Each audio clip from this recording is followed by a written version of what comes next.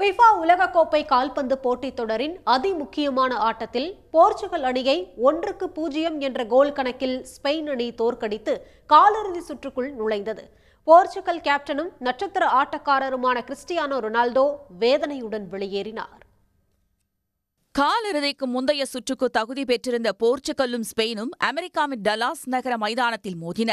இரு அணிகளும் பலம் பொருந்திய அணிகள் என்பதால் பலமுறை முயன்ற போதும் 90 நிமிடங்கள் வரை கோல் அடிக்கப்படவில்லை.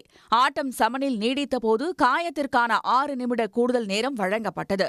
அப்போது முதல் நிமிடத்திலேயே ஸ்பெயினின் மிக்கேல் மெரினோ அட்டகாசமான கோல் ஒன்றை அடித்தார். அதாவது 85 நிமிடத்தில் மாற்று வீரராக களமிறங்கிய மிக்கேல் மெரினோ தனது அட்டகாசமான ஃப்ரீ கிக் மூலம் அணியின் வெற்றியை உறுதி செய்தார். போர்ச்சுகல் அணிக்கு கிடைத்த ஃப்ரீ கிக் வாய்ப்பை அந்த அணியின் வீரர்கள் வீணடித்தனர். ஸ்பெயின் அணி காலிறுதி சுற்றுக்குள் நுழைந்தது மட்டுமல்லாமல் இந்த தொடரில் இதுவரை ஒரு கோல் கூட தங்களுக்கு எதிராக விழாமல் தடுத்த சாதனையையும் தக்க வைத்துக் கொண்டது. மறுபுறத்தில் எப்படியாவது உலகக்கோப்பையை வென்று கொடுத்துவிட்டு ஓய்வு பெற வேண்டும் என்ற கிறிஸ்டியானோ ரொனால்டோவின் கடைசி கனவு தகர்ந்தது. இந்த ஆட்டத்தில் சில ஷாட்டுகளை கோல்ட் போஸ்டை நோக்கி ரொனால்டோ அடித்த போதும் அவை கோலாக மாறவில்லை.